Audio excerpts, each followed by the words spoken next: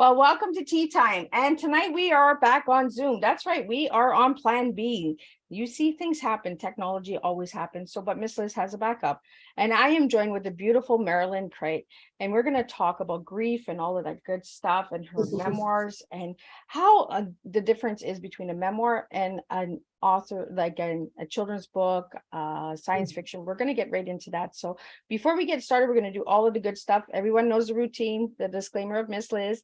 And then we're going to do a beautiful video that I've created for Marilyn to put with her links later on when we're done the show. So if you have any questions or anything, leave them in the comments and Miss Liz will get them, that's for sure. And we will get those out there. So the disclaimer for Miss Liz's Tea Time live shows. Miss Liz is going live using YouTube. So before leaving a comment, please grant YouTube permission to see your name at youtube.com. Please be advised that the content brought forward for any Tea Time show hosted by myself, Miss Liz, is always brought forward in good faith. However, it may bring forth dialogue and opinions that are not representative of my platform. The facts and information are perceived to be accurate at the given time of airing. All Tea Time guests and audience participants are responsible for using their good judgment in taking any action that may relate to the discussion. The content brought forward may include discussion for some where they may be emotionally at risk. It is significant to know that this show is engaging in discussion forums only to offer and inspire awareness and connection and is not providing therapeutical advice. If you have any questions about the disclaimer or the panelist discussion, you may freely contact me, Miss Liz, through my email at bookingmissliz@gmail.com. Moving forward, should you choose to voluntarily participate in tonight's show or in any aspect, I myself, Miss Liz, welcomes you. And should you decide that the show is not made for you at this time, I respect that and I will see you at a later show at a later date and time. And again, all tea times this year are on Thursday unless they are rescheduled tea times. So be sure to check out that. So now let's get a little bit into Marilyn Kriete. Who is Marilyn Kriete? Well, after a colorful year spent in 4 continents and 16 cities, working as a cook, chambermaid, waitress, fisherwoman, missionary, speaker, teacher, tutor, and academic writing editor, she now lives in British Columbia with her super supportive husband and 2 attentive seeking cats. She has 2 grown kids and a beloved grandchild, all living too far away. I get that, living too far. Her favorite activities, writing and dreaming. She enjoys hiking, cycling, blogging, playing word games, watching documentaries, having deep talks, and reading other people's memoirs. Her poetry and nonfiction have appeared in the Lyrics, Storyteller, the Eastern Iowa Review, the English Bay Review, and Brevity blog, and long reads. So again, a beautiful, beautiful bio and a beautiful woman sitting here. So let's just get and spill some tea. Let's really get out there. But before we do that, we're going to get into a little video and we're going to share. So sit back, enjoy. We're just going to get that going for you all. Review, the English Bay Review, and Brevity blog, and long reads. So again, a beautiful, beautiful bio and a beautiful woman sitting here. So let's just get and spill some tea. Let's really get out there. But before we do,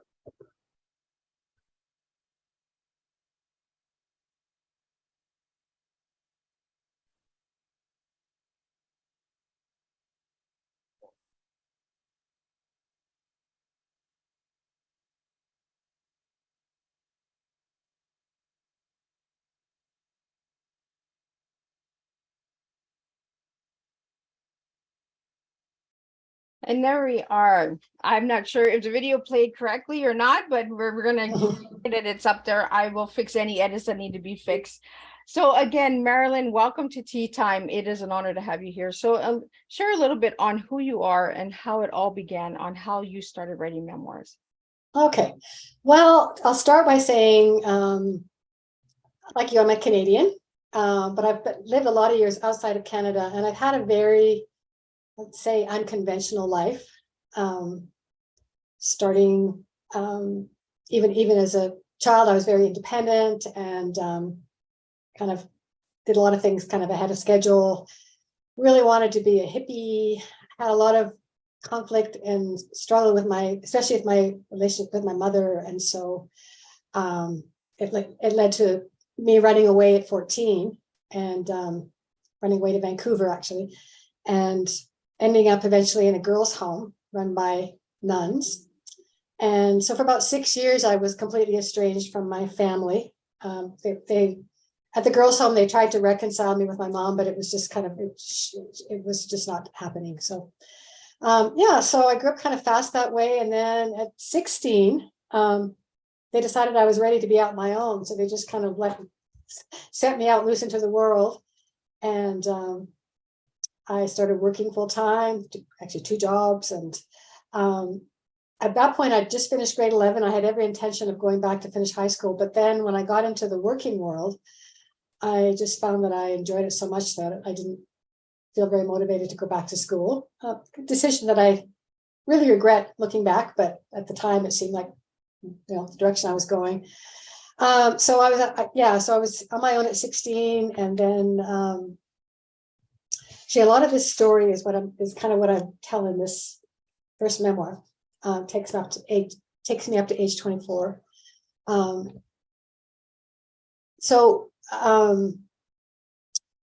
In my early 20s, I ended up falling deeply in love with a man named Jack, and he became kind of the person that filled in all the gaps in my life. He kind of compensated for what I didn't have with my family, what I didn't have with my parents.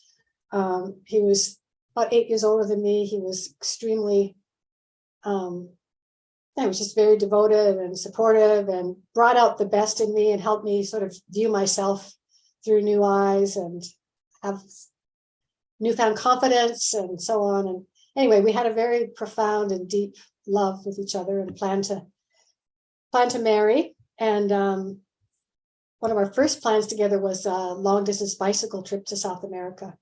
So we set off on that trip in 1977, I think, or so.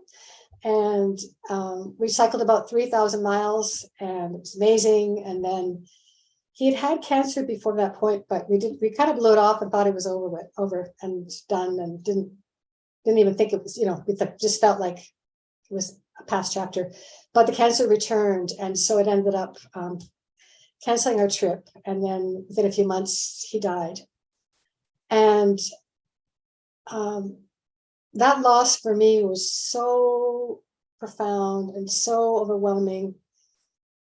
Like, he was my whole life. He was everything. And I think what happened was I wasn't in a place, I wasn't mature enough or ready to deal with the grief. So what I did was, within a week or two of him dying, I got back on my bicycle and started riding off by myself on all these adventures. That's me and my bike here. It's an actual picture taken when I was on those journeys. And I kind of just threw myself into that and tried to cycle my way into, into finding a new chapter, a new purpose, whatever.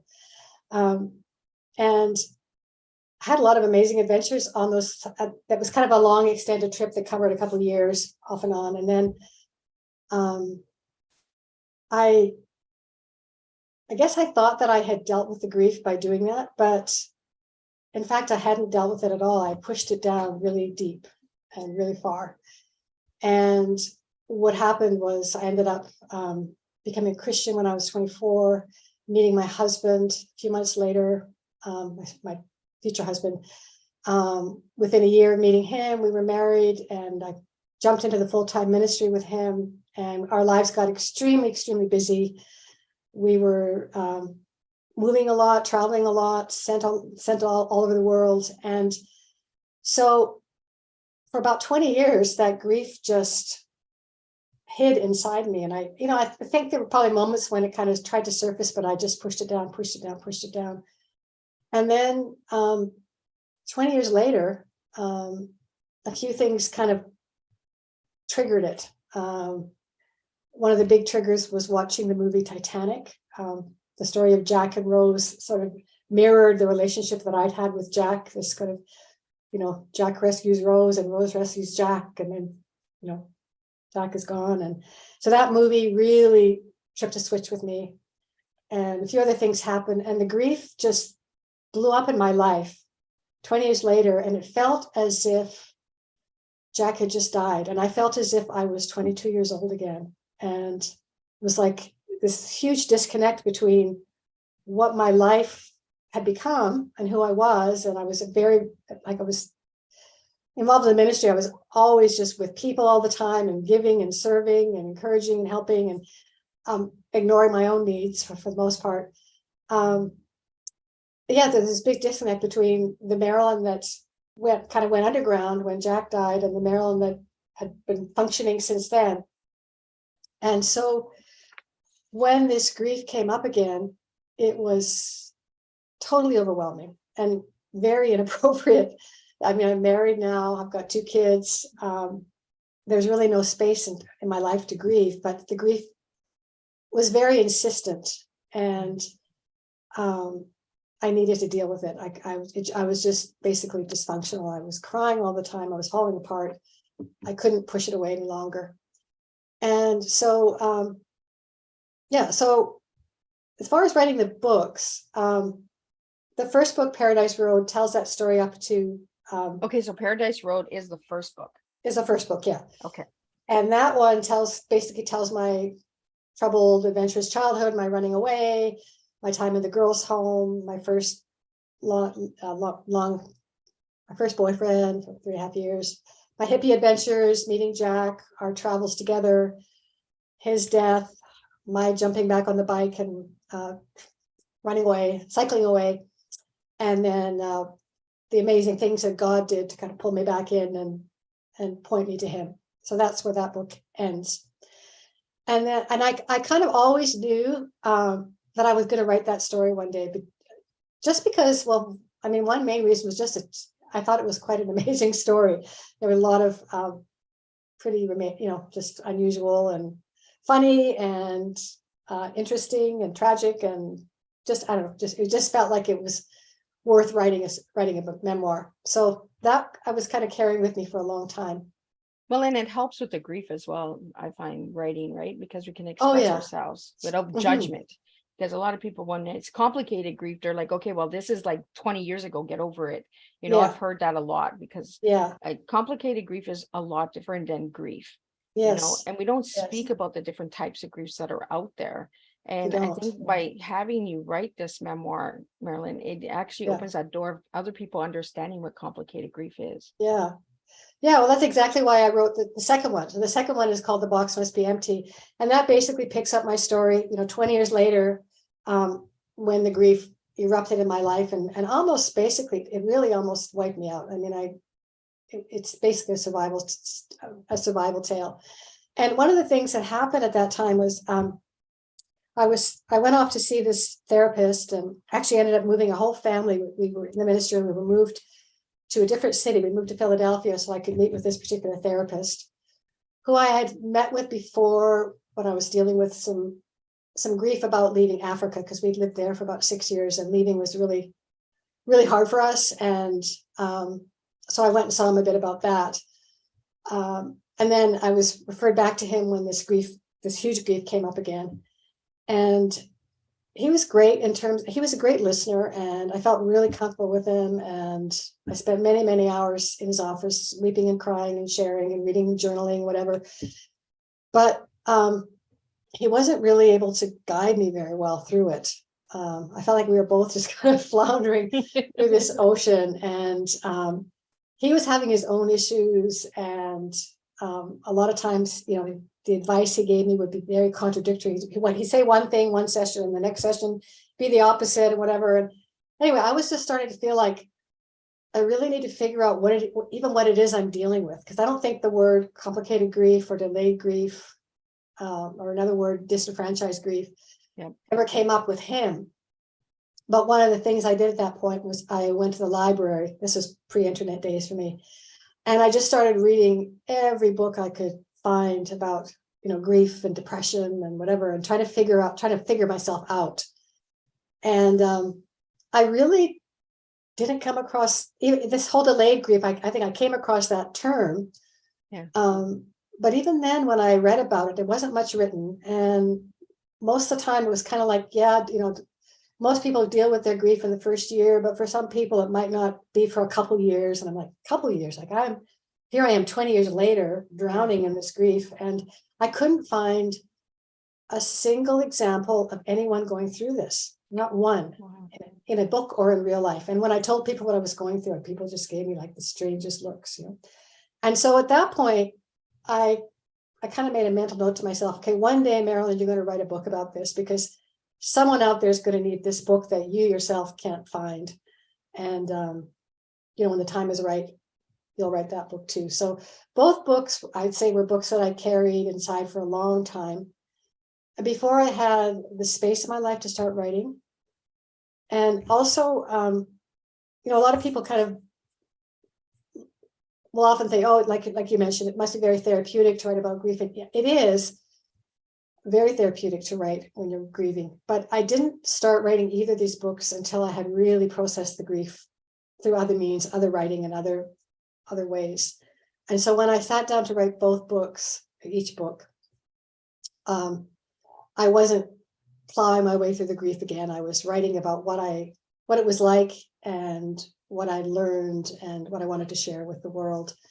It was still an emotional journey, writing both books, but it wasn't as if I was, digging my way through the cave at that point. I was kind of on the other end of things, and I felt like I've learned enough now that I've got something worth sharing with other people. Well, So- and you made a good point there too, Marilyn, that when you went looking in the libraries and stuff like that for research, you didn't find very much out there, and there isn't very much out there. No. I deal with complicated grief too, and a lot of people are, well, get over it. It's 25 years, it's 30 years. Yeah. And, well, grief doesn't have a time limit on it, and Right. it comes and goes when it wants.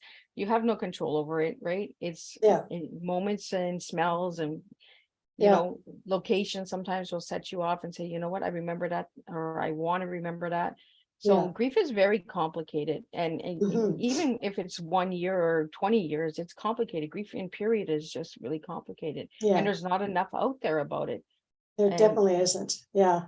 So Even now, I go on so now we're on the internet, we can do a lot more easy research. I still don't find very much written about it. And I really really do hope that this book will kind of open that door for discussion and just information and reassurance for people that are going through it. And I think there are probably a lot of people out there that are carrying around a lot of delayed and unprocessed and unfinished grief and don't even realize that that's what they're dealing with. And I'm hoping that, not that I want to open up a can of worms in anyone's life, but no, but sometimes we have to open up those can of worms for people to understand that there is not education out there. There is no awareness out there. And this is what Teatime is all about. It's bringing the awareness through our stories that, we need more of it out there. Yeah. As somebody who has gone through grief myself, I feel the same way, Marilyn, where there's not enough out there. And we need the personal stories in order to understand that we're not alone, right? Because when we go to share and support groups, we're sharing our stories with people. So this is exactly what we're doing tonight, is we're sharing our stories and we're getting it out there. Now, I want to know what the difference is between a memoir and just a novel. Okay, well, a memoir, number one, it's got to be true. Novel, you make everything up, or you can draw from things and, your experience, whatever, but novels are basically fiction.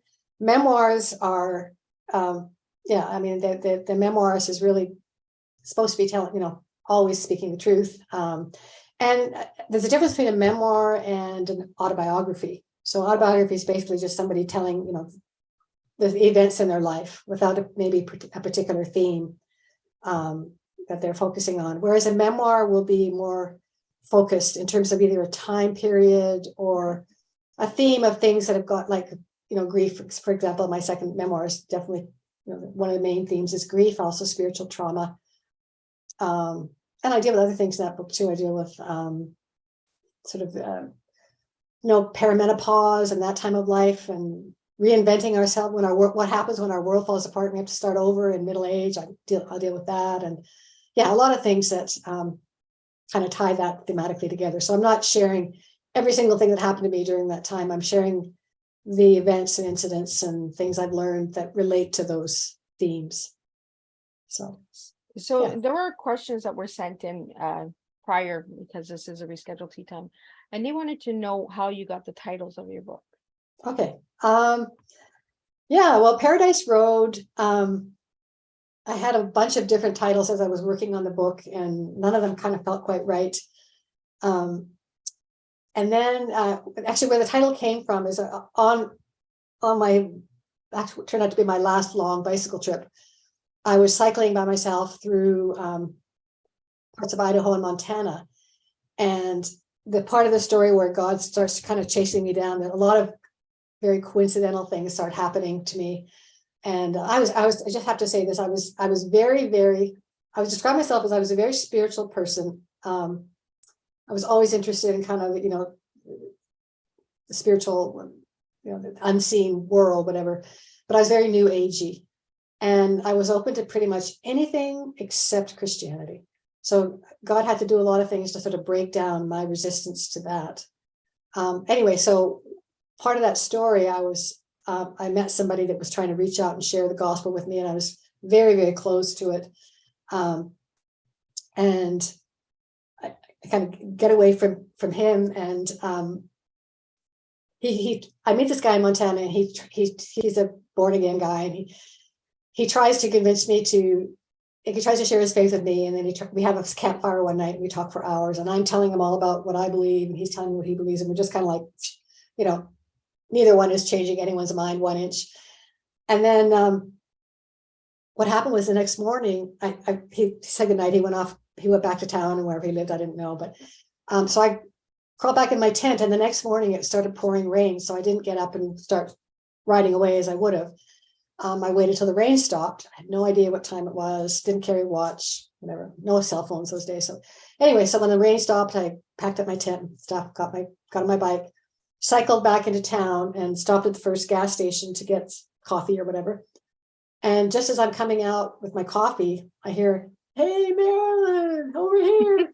And this guy, Scott, who spent the previous evening trying to convert me, basically, is standing across the highway in front of his church, wearing a suit, holding his Bible and waving at me. And I was enough of a believer in God to think, okay, God is wanting me to go into this church. Okay, so that brought me into the church. And so I go to this church group, and it's a very folksy little country church, and I cry and cry, not because I want to be a Christian, but just crying, I think, just feeling sad about my life and feeling like, oh, these lovely little Christians have such a nice, simple little belief system. And wouldn't it be nice if I could, but I never could because I'm way beyond that. And it was a very prideful attitude. But yeah. Anyway, and then after church, I think Scott saw me crying and thought, she's opening up. She's okay. She's in. Yeah, she's in. I wasn't in at all. But anyway, he invited me out for lunch, and I met a few of his friends, and he's like, he really wanted me to stick around. I'm like, nope, I'm glad I went to church. It was interesting, and it was nice meeting you, but I'm off, And he tried to give me a Bible, and I'm like, nope, don't need the Bible, whatever. So I rode off, and about but what happened was God was just kind of following me with these storm clouds. So I was riding off, and I kept getting stormed out and rained out, and I have to pull to the side of the road and stop. And so 2 or 3 days later, I'm in this little town called Paradise, Montana.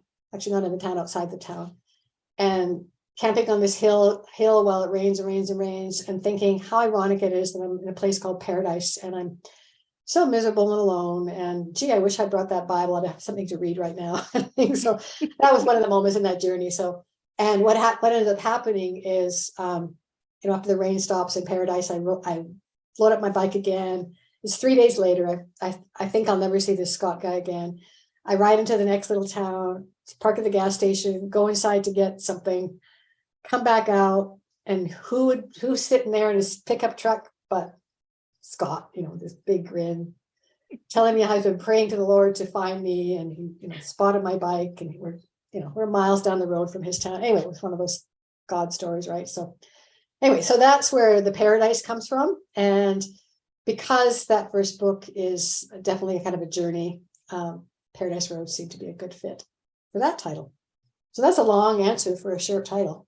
No, but it gives us a story behind the title, right? Yeah. And I think that's what that person wanted, was the story of why, because why do we give our titles to our books, right? When we're writing a book of any sort, poetry, autobiography, memoirs, nonfiction. Well, how do we get our titles, right? So I think that's what this person was looking for, was the answer. And you gave the answer. And the second title, I'll try to be a little briefer, but The Box Must Be Empty. That actually came from a talk that I had with my therapist early on. And one of the things that when I first went to see him, his quick and easy solution to my grief, his suggestion was that we have a little memorial service for Jack. And he wanted me to go out and get some kind of little box that I would kind of represent a coffin, I guess, whatever. And we would do this little memorial. My husband would be there, and we would kind of say goodbye to Jack and bury the box.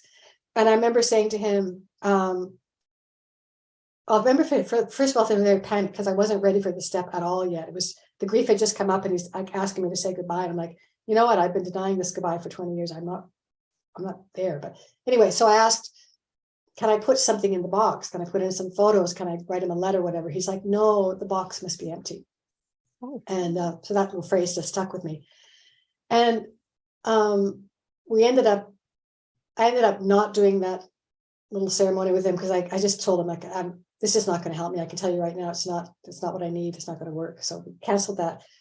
But then later on, when I came to the end of the journey, like years later, and I was thinking about that little phrase, the box must be empty, I thought it's very representative of the nature of grief, in that we can't bury live grief and expect it's just going to go away.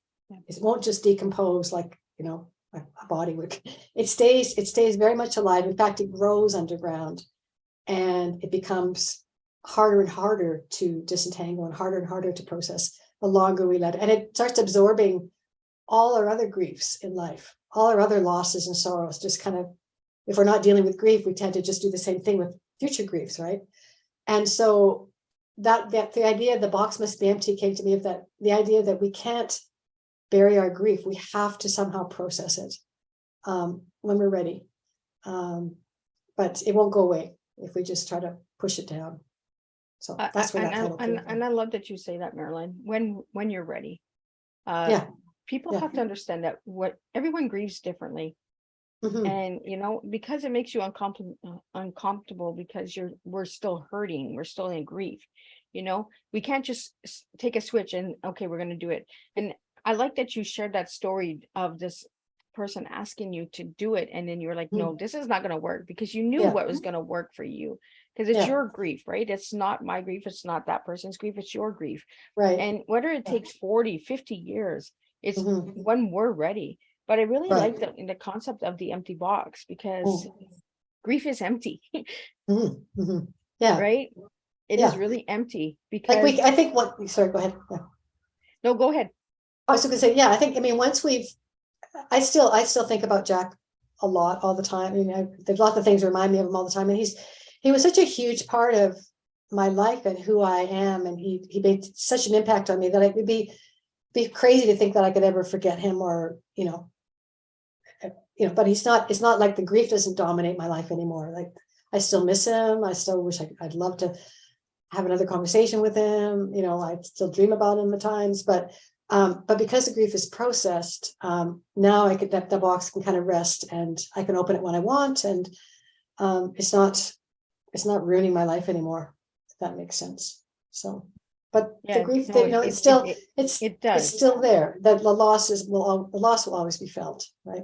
Well, and we're not trying to replace people that we lose either. We're and we don't want to forget them, but at some point, our grief, sometimes it overtakes what we're living in the present.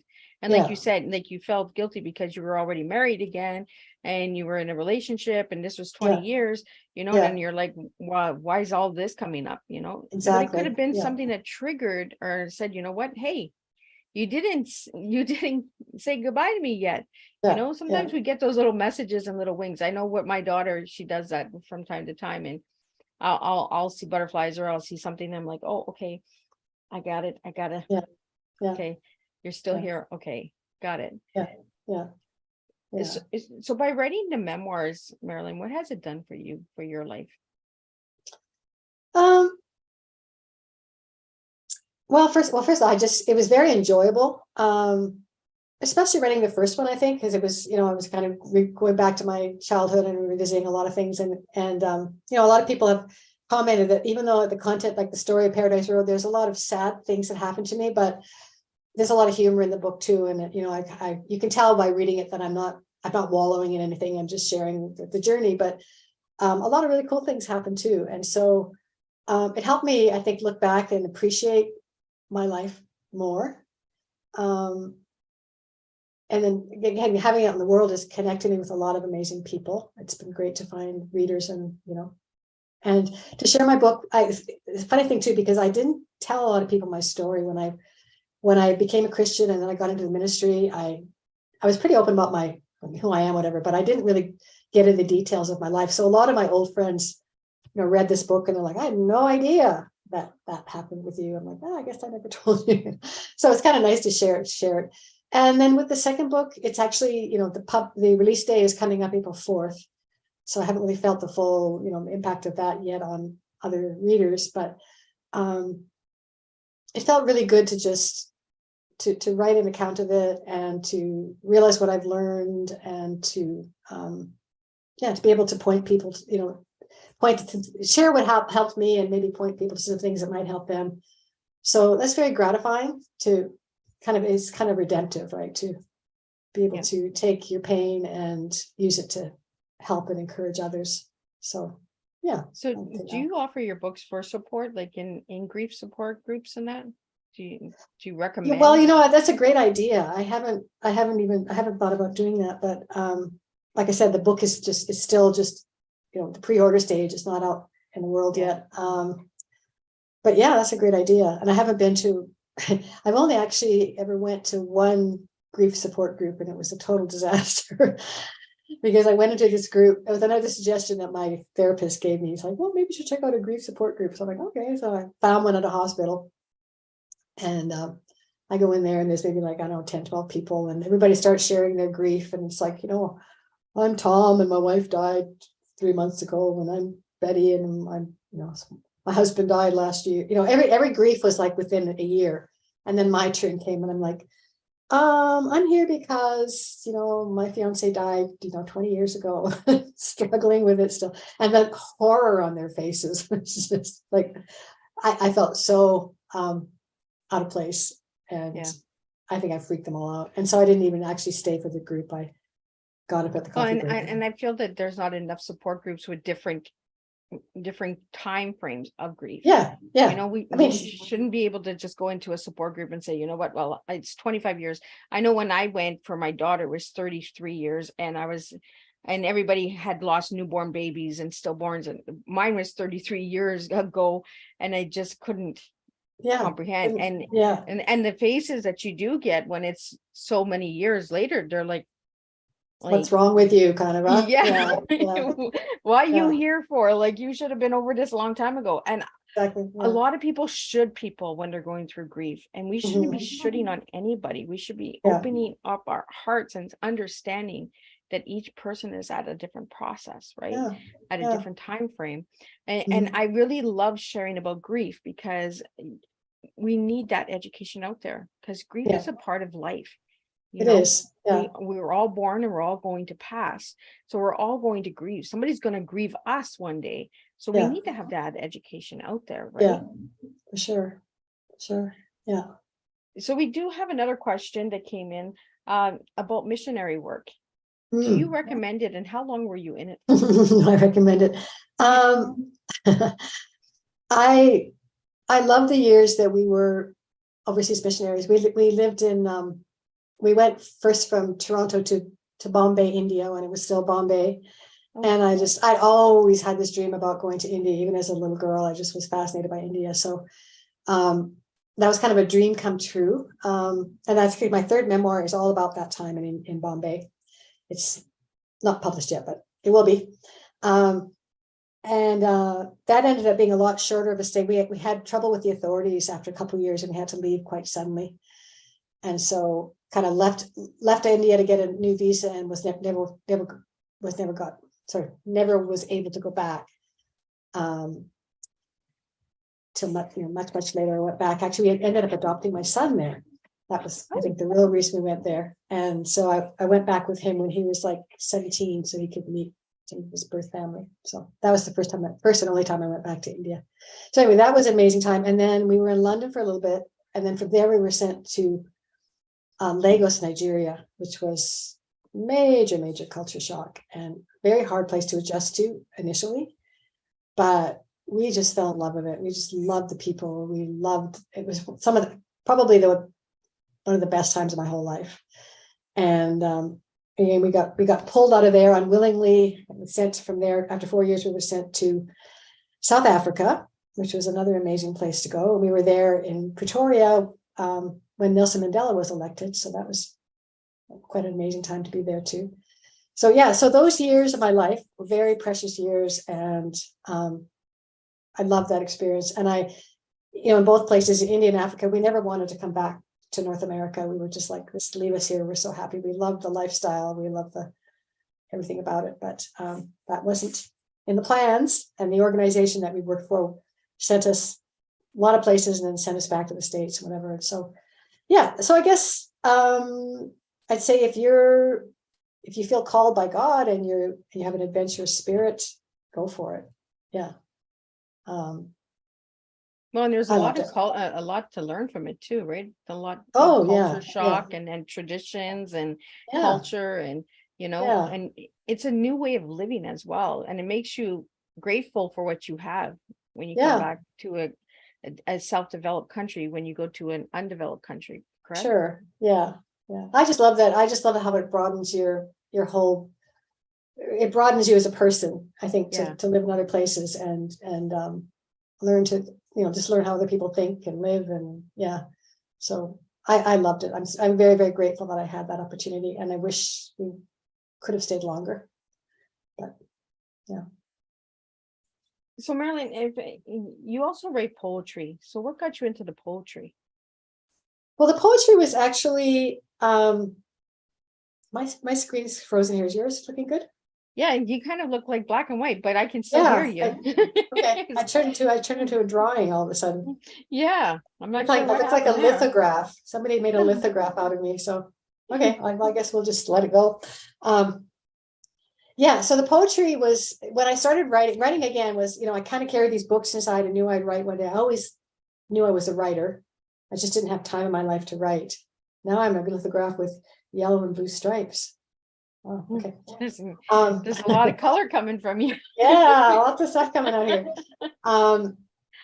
Yeah, so, but all the years we were in the ministry, which is over 20 some years, our lives were insanely busy with people and appointments, like every day, all day, 7 days a week, from morning till night. And so I just didn't have the space to write. So when when we got out of the ministry and moved back to Canada, it was when I finally felt like I had time and space to start writing. But I started with, just kind of writing short little bits. And then one day a poem just kind of came to me, and I wrote it down, and it just kind of came out fully formed. I was like, wow, that's amazing. And that kind of got me into the poetry thing. And so for I don't know, 2-3 years, I was writing poetry pretty much every day. I'd sit down and either write a poem or, revise and work on a poem that I'd already written. And I think it was very, I loved it. It was very, I think it was very key to my writing journey. It really helped me to polish my writing skills. Because when you're writing poetry, you're aiming for, description and concision and word choice and whatever. And I think that made me a better writer when it finally came time to start writing my books. I haven't written poetry for a while now. Like I've really been caught up with the book writing, and I really love that. But I do think sometimes I think, oh, I should try to get back into poetry, because it's a whole different, I don't know, I think you're using a different side of the brain. It's a whole different way of Yep, writing. it is. Yeah. And I kind of miss it. But at the same time, I love the memoir as well, memoir writing as well. So So when yeah. you're writing poetry, is it about grief Is it what? or is it about grief, romance, love? The poetry was like, it was all over the place. Like it's kind of like whatever came to me. I did write quite a bit of poetry about, as I was processing the Jack grief still. I started writing some poetry about that, and that was really helpful, just in kind of clarifying some of my deeper feelings about him and about the loss and about why it had affected me so profoundly. But then I wrote other poems just about all kinds, I mean, just random things about day-to-day experiences. And yeah, so one thing I love to do is I just like to, like, I had a big old fat dictionary, and I'd like to just read the dictionary and find an interesting word that Oh, yeah, and that's cool. use that word, like I remember a poem called accelerando, which is a musical term for speeding up and writing, and just taking that word and letting that be kind of the jump off point for a poem. So I wrote a lot of poems with kind of that word prompting.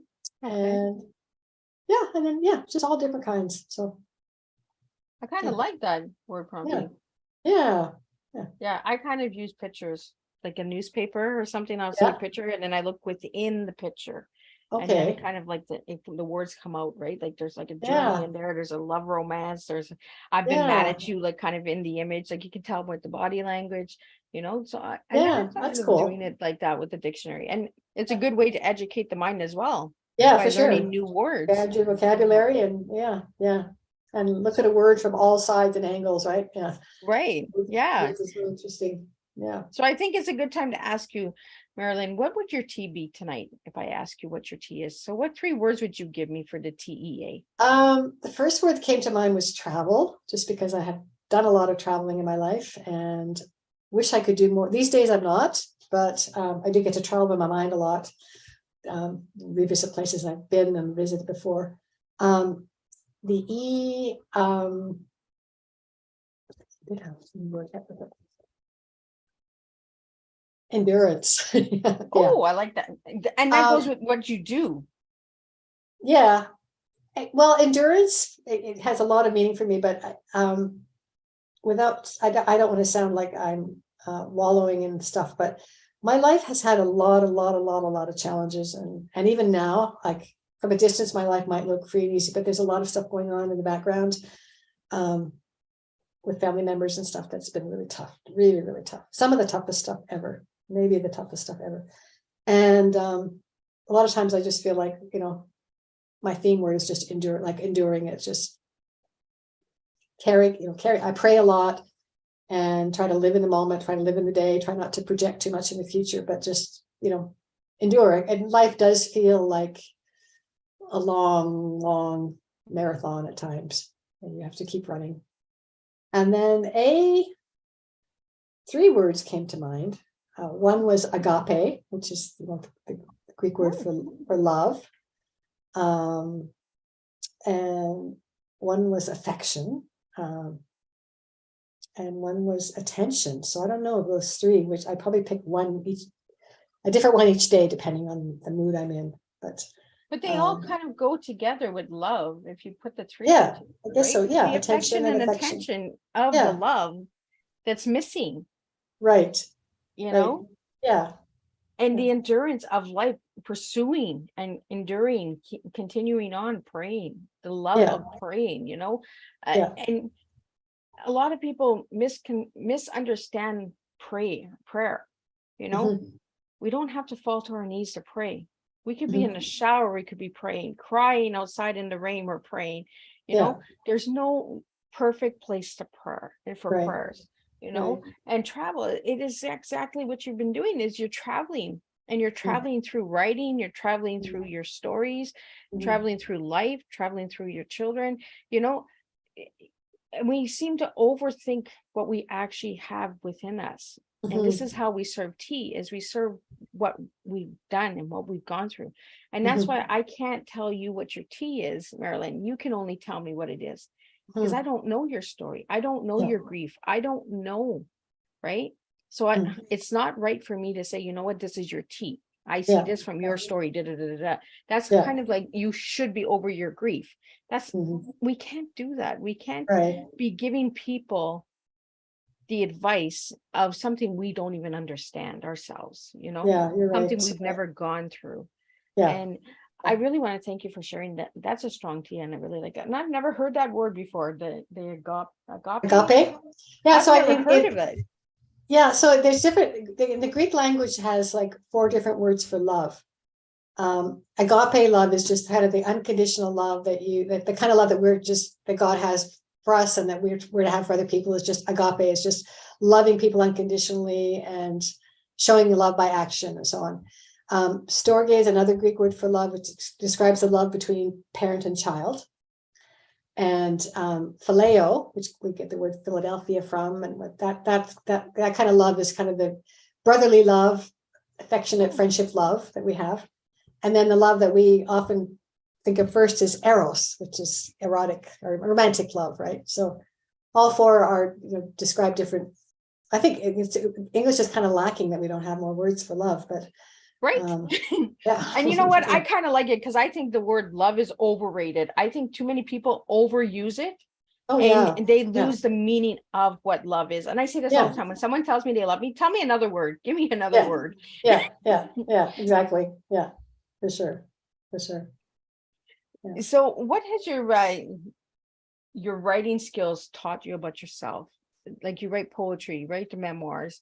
Do you write articles? Do you do any of that stuff, Marilyn? I write, try to write like standalone essays and things like that too. People always ask me like, when are you going to write a novel? And you'd probably be such a good novelist. And I'm like, you know what? I don't think there's a novel in me. Like I'm not, I have lots of writer friends now, which has been really fun getting to know writers and stuff. But I am so envious of the people that, they have all these characters popping up in their mind, and they have these scenes that come to them and these storylines that come to them. I'm just not like that, but I can draw a lot. I've had a lot of cool, amazing stuff in my life that I can write about, and that's what I love to do. So even with my shorter pieces, standalone pieces, I call them, they tend to be memoir type things. Based things. Well, and I think that's why we're all different, right? We all have our own unique writing skills in that. Yeah. If we all were the same, then we wouldn't have all these different types of books out there. Exactly. So we need those categories. And you're my first memoir guest that I've had on in 4 years. I hope I'm not your last. So no, you just opened like the new book of worms, because I think memoirs are another way of sharing storytelling as well. Absolutely. Because they're based on facts. They're based on the truth, like you said. And the cool thing about a memoir is you're getting to kind of vicariously live someone's life alongside them or watch them, and with a really well-written memoir, it's not just the person telling you what this happened and that happened, whatever. There's this element of looking back and reflecting on it and making connections. And I think we can learn so much about other people and about ourselves by reading memoir. Like memoir is my favorite genre to read, and has been for years too. And that's why it's like, I just feel like, wow, I'm so privileged to get to kind of jump into this other life that I'd never get a chance to experience, and have somebody who's put the time and effort into crafting a great memoir and telling their story in a way that I find it way more satisfying and interesting than most fiction for me.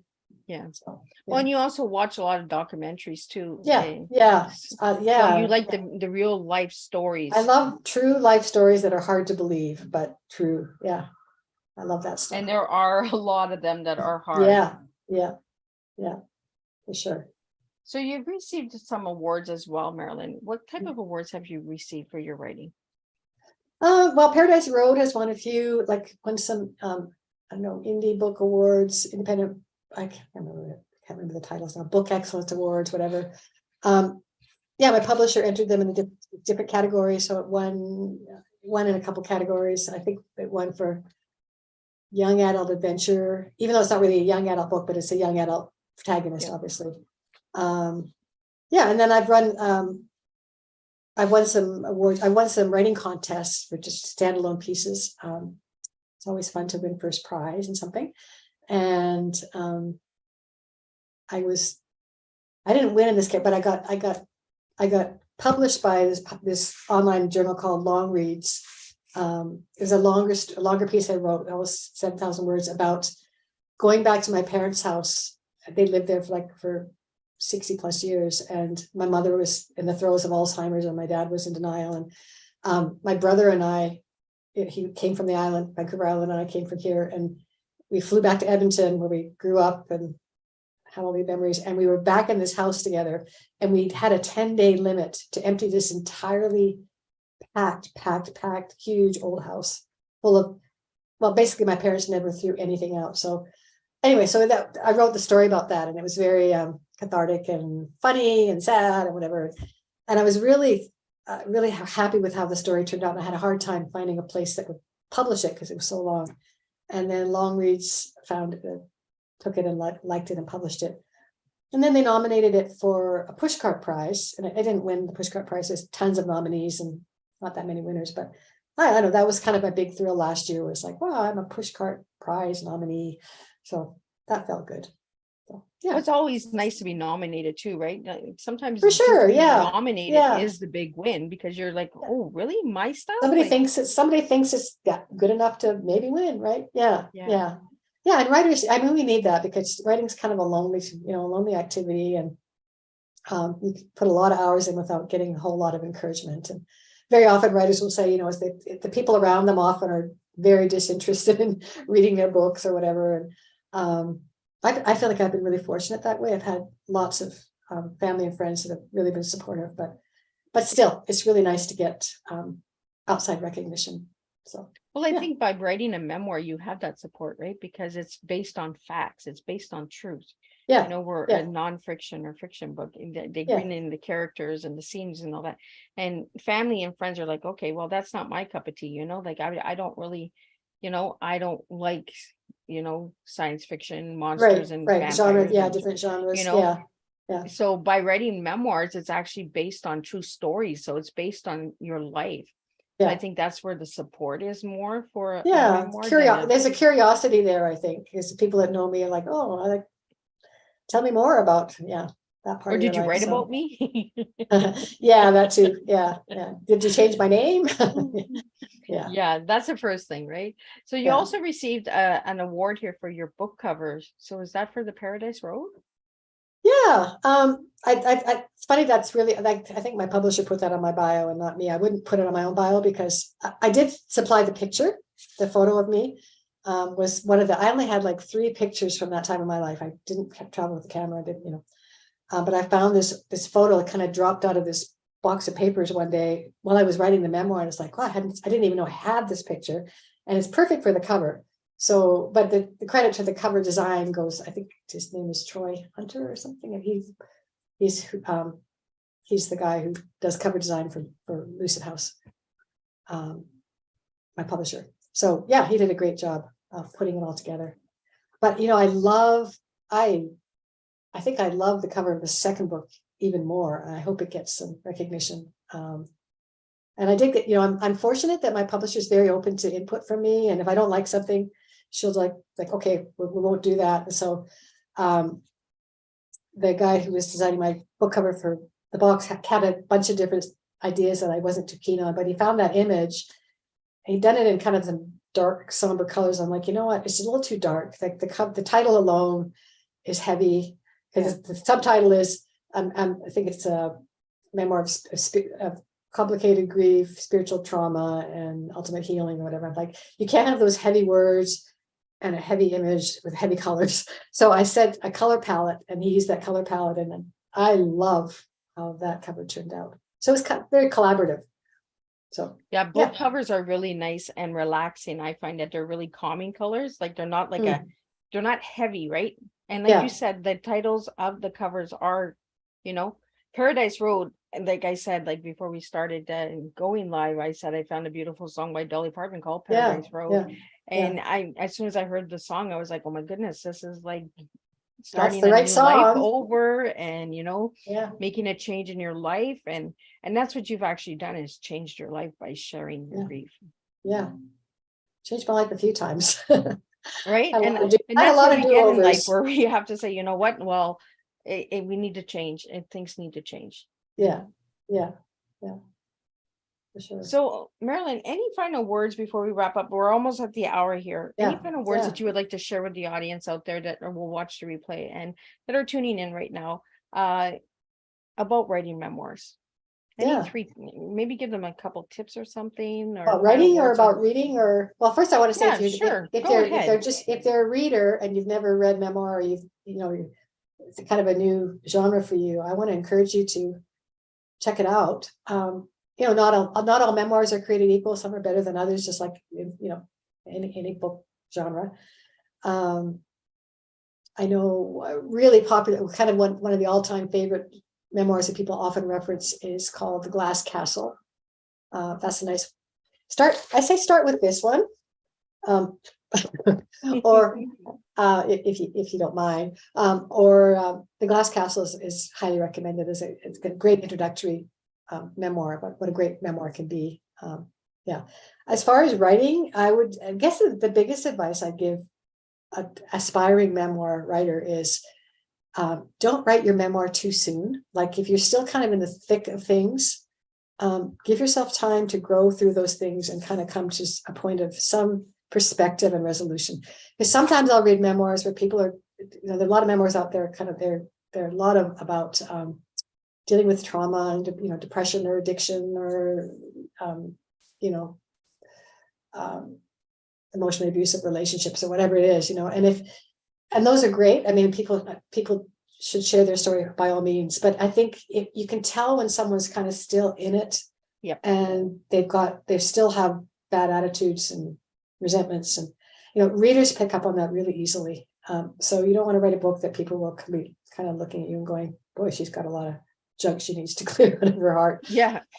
She hasn't started her healing process yet. Yeah, yes, yeah. So make sure that's done. But while you're waiting for that, write, because the more you write, the better you get, and you want to bring some developed skills to the story, as well as a story that you've, a life story that you've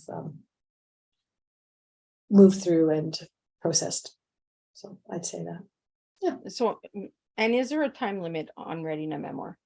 A time limit? I guess as long as your memory is still working, you can still write that memoir. I'm getting a little nervous though, because my fourth memoir is about our years in Africa, and I started it about halfway through the first draft, and then I put it aside, and I haven't opened it for like 2 years now. It's just been doing different things, or maybe even longer. And I keep having this panic feeling of, what if I go back to it and I can't remember things anymore? Because I'm working entirely from memory. I don't have journals, I don't have notes, I don't have pictures hardly. It's just all from here. So yeah, you got to have your brain has to be working, or else you're going to end up making things up, which is not what memoirists are supposed to do. So yeah. Well, and thank you for sharing that, because anybody out there who's writing to heal, there's a difference between writing and healing, and writing and healed, Yeah, and exactly. And it's like you said, if you're still in the junk and you're still in it, do you really want somebody to read all that anger, all that rejection, all of that shame? All the self-pity, whatever it is. People will read that and they'll be like, oh, like it's like you said, right? Like, one of my hobbies, actually, I go on Goodreads all the time, and I love reading book reviews there by other readers, right? And I always check out, what the latest memoir, what the reviewers are saying, and the readers can be kind of harsh, but they call out people if they just feel like they seem entitled, or unaware, or grudge, carrying grudges or whatever. So yeah, you want to write from as pure of a heart as you can. Well, and you're bringing up something really good. Before we wrap up, Marilyn, I want to get into the book reviews, because as an author, our reviews is what gets the book seen, right? Mm-hmm. So if we're getting a heavy review of saying this person, like a lot of reviews that are saying the same thing but in different ways, and saying, this person who wrote this book is really heavy, they're still in it, you know. Yeah. For the longest time, I was in my story, and I had to heal in order to get on my story. Yeah. So when we're Way to in say it, it. we're in that guilt, that shame, that victim Yeah. mode, that oh, you did this, Yeah. the blame game. Now, when we're Absolutely. on Yeah. our story, we're like, you know what, this happened to us, but this didn't change us. This Yeah. gave us the steps to be who we are now. Give us a Right. voice, give us that, you know. Is that how Yeah. you felt when you shared your memoir? Like after you wrote your memoir, you felt like you were on it, you were proud, you know, like I went Yeah, over. I definitely did. And it kind of takes on its own, like it kind of becomes, it's outside of me now, right? It's not, it's kind of a separate thing. And I love that, you know, finding out that someone who lives, you know, halfway around the world has just read it or whatever. It's just kind of thrilling, and it doesn't belong to me anymore. It's you know, belongs to the world now. So that's kind of cool. So yeah, but do write. I mean, I just, if you, yeah, with whatever point you're at in your journey, start writing, but don't expect it to you know, publish the first stuff that comes out, I guess is a way of Right. saying it. Like I know Yeah. when I wrote for my first time, I wrote an anthology and I wanted my story out so much that I just dumped the garbage. I Yeah. just like, Yeah. and then we had to break it up into chapters of Yeah. breaking the stages and going through the process. Because when we're writing memoirs and anthologies and based on facts and true Yeah. stories, we actually go through that again. You Yeah. know, you relive Yeah. those moments. You're like, oh, Yeah. I remember when I did this. I remember, you know, the moment, the smell, you know, you Yeah. relive it. Yeah. So Yeah. when you wrote your first one, I'm sure that's what you went through, is you went through the process of those moments, those special Yeah. times. And Yeah. And what, you know, what was really cool is I did have a fear that I wouldn't remember. And like I said, I didn't have any documents to work with. I didn't, like, some people are really good about journaling, whatever. I didn't have journal. I kept journals at times, but I didn't have them anymore. I didn't have a lot of photos or anything. And so it was just had to come from here. And I was kind of worried that I wouldn't remember enough. But what's really cool is once you start to put yourself back there, the memories sort of just come back. A lot more than you might think.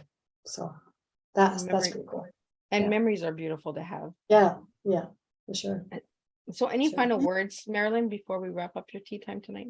Oh, no, it's been really delightful talking to you. I'm so glad that we connected, and thanks for putting together that great video, and thanks for your thoughtful questions. And yeah, I feel like you and I could sit and talk for a long time about Then all that's this how stuff, it is. right? Whatever Miss Liz just kind of opens that door where everybody, it's like coming to grandma's house and you just want to stay and have cookies all night, right? Exactly. Yeah, yeah. More tea, more tea. Yeah, no, I really appreciate the time that you've given me, and yeah, I appreciate you and what you're doing, and yeah, wish you all the best. And Well, thank you so much.